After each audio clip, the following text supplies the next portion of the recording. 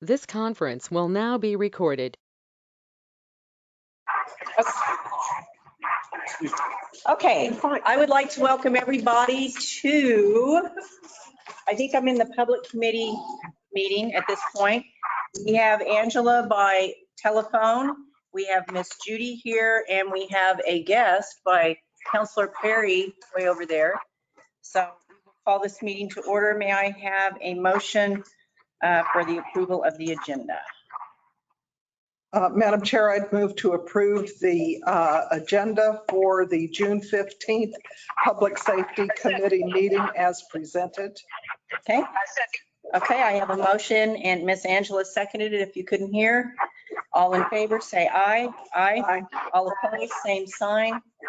Okay, may I have the approval of the minutes, please? I make a motion to approve the meetings as received from the last meeting. Second. Okay, so I have a motion by Angela, a second by Miss Judy. All in favor, say aye. Aye. Aye. All opposed, same sign. Okay, we'll move on to regular items. That would be condemnations. Mr. Meavers. Madam Chairwoman and members of the committee, the resolution before you shall require the removal or demolition of 6 dilapidated structures. As this is our monthly list of those items that we have gone out, reviewed, and determined to constitute a public nuisance, harmful to the public health, or in general are negative benefit to public safety and general welfare. City attorney has reviewed the current resolution and ask for your approval and then to move it on to city council. Okay. Do I have any questions from the councilors? Quick question. I just said, why were there seemed like there was a whole lot this time, and I think next time is probably going to get even worse. Have y'all got anybody coming in to do the, what you call it, not abatement, what's it, is that what it's called, abatement or whatever plan? The demolitions, Counselor? No, the people that, try to make the arrangements so it doesn't happen. Anybody think we put into existence? So I think it was abatement. you're very hard to understand here. I think what you're asking, has anybody come in to pull permits to rehab these properties? Yes. Okay. They do on occasion, and I'll step in here and throw some information out. They do on occasion. It's not unusual for some months to have 6 to 12 properties, and then they may go and just have 1 or 2 for several months. This depends on the complaints that we get from the neighbors and the response back from the property owners. Whether chances are most of these properties did not get a response back once the letters were sent out. And Mr. Mavers may have other information. No, at this point, all I know is in the last 2 months, the number of phone calls to my office, direct to me, have increased significantly. The first 2 months I was here, I got almost none. With Mr. Bartlett's transfer to street division, now those calls are coming directly to me, and they have increased significantly. The number of complaints that we're acting on has increased significantly. Most of it revolves around just general maintenance, a lot of the weeds and some of the other abatement, but we're also finding that with an increased awareness overall of things we're doing. Assuming this is just a run up, and that as the summer goes along and enforcement increases, that it will die down. But at this point, if any of these people do come forward, of course, we will pull them off the agenda for the city council meeting, which I've done a couple of times in the past. But at this point, yeah, it's just a big month. Okay. There's a big activity this month. Did you understand all that, Miss Angela? Yes, my last question was, how are we doing about collecting the money? Remember you had said that you do everything, the ones that they had to tear down or whatever. How are you about getting recouping the money back? How's that working? We place any of the properties that we demo, we place a lien on that property. We file it with the county clerk's office. I know they send letters out to a lot of times we can't even find the last known owner of these properties. And many of them don't even live in the city. They're out of state owners, known addresses. So we do collect a few, not nearly, I wouldn't even say close to a quarter of what we actually file liens on. So I'm like, oh, I know we're doing it and why we're doing it. But if, you know, we're putting ourselves in a hole or, you know, spending more money than it takes to take care of it. That's only when I was asking that question because I know we've been doing a lot of them and I just wondered if we were making, you know, anything, you know. Very little. On it. So thank you. Okay. So do we have any other questions? Can I have a motion, please? I move to put the resolution requiring the removal and or demolition of 6 certain damaged and dilapidated buildings on the consent agenda for the July council meeting with our recommendation to approve. Second. Okay, I have a motion and a second. All in favor, say aye. Aye. Aye. All opposed, same sign. Okay, we are going to go with number 4 now. Chair, could I ask one question for Well- clarification? Was that on the consent or regular? Yes. On Consent. consent. Didn't I say- Consent. I even wrote it down I didn't. to have proof. I got a question last month, so that's why. Okay, we'll let you do number 4 now, or whoever wants to do it. Dun, That's dun. me. I'm Lieutenant Bradley, the Roswell Police Department. We're here to talk about moving forward with the purchase of 30 more Taser 7s. We currently have purchased 30 of them already. That will be rolling out to the streets in the very near future once we get the training complete with the officers up to date with the new model. As we've talked about before, we're currently running the X26 Tasers, which are extremely outdated and unreliable. They don't make the batteries for them anymore, and I have about 3 left in my office right now. With the purchase of the 30 that we just made, that only outfits about half of our patrol division when we're fully staffed, and leaves us with no option but to do the check-in, check-out process before and after every single shift, which it makes it inconsistent with tracking of exposures, discharging the taser. So we have the capability to track all that. So we're looking to move forward to purchase 30 more tasers in the near future. And the total cost on that, on the quote we received, is $70,864. Okay, do we have any questions from any of the counselors? Ms. Judy? Thank you, Madam Chair. Does this complete what you need? Yes, ma'am. Okay, Fully outfit our entire patrol division. okay. Yes, ma'am. And we're purchasing through the Oregon, The League of Oregon Cities, yes, ma'am. yeah, so that, okay. That was it. Thank you. Okay. Miss Angela, do you have anything? Yes, I think it's a good thing. So, you know, I have good questions. Talk about it enough. Jason, you got anything? I think I can ask my questions after the meeting. That'll be fine. Okay. So may I have a motion on this? And I assume it's going to go to full council. Yeah, so don't put it on consent because they're just gonna pull it, so you didn't please. You're right. Go ahead, Miss Judy. Okay. Madam Chair, I move to put the, I'm sorry, I've forgotten everything. To put the purchase of 30 X7 tasers using the Intergovernmental Cooperative Purchasing Agreement for national purchasing partners in the amount of $70,864 with on the July City Council agenda with our recommendation to pass. Okay. Do I have a second? Okay, I have a motion and a second. All in favor, say aye. Aye. All opposed, same sign. Okay, we have no non-action items. Information. Are we doing information? No information. So we're going to let Larry have it. Thank you. Larry Conley, 2815 Encanto. I would like to thank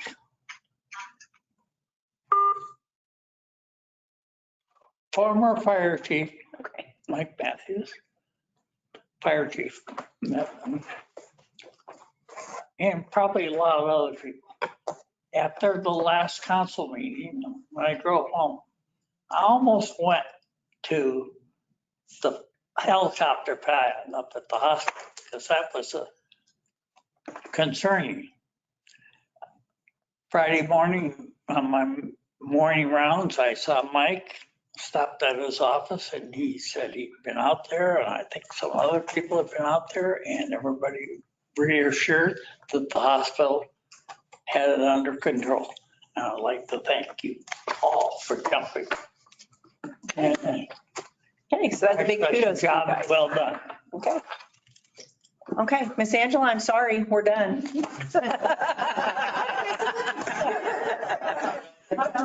Jason, did you have a question?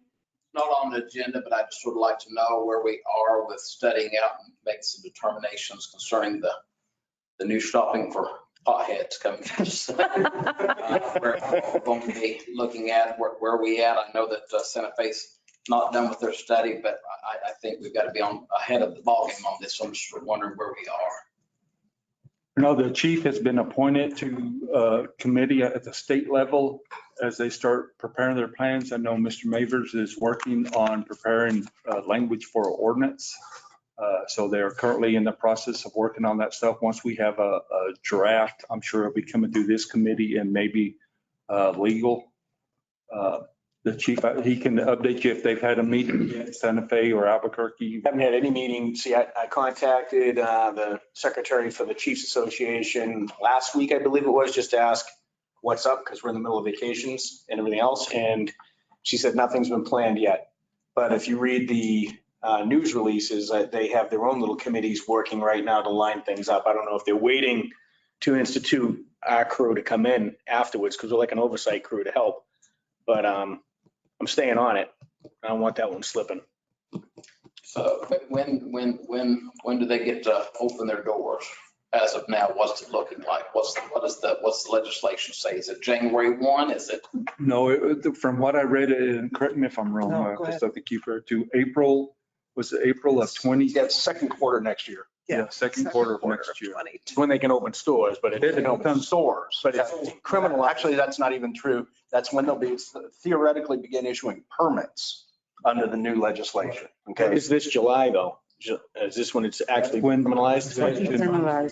Yes, okay, that's, yeah. Yeah, we need to recognize, I think as of July 1, we have to recognize the fact that there is new legislation in place and that it limits your ability on the recreational end, the individual consumption, the individual grows.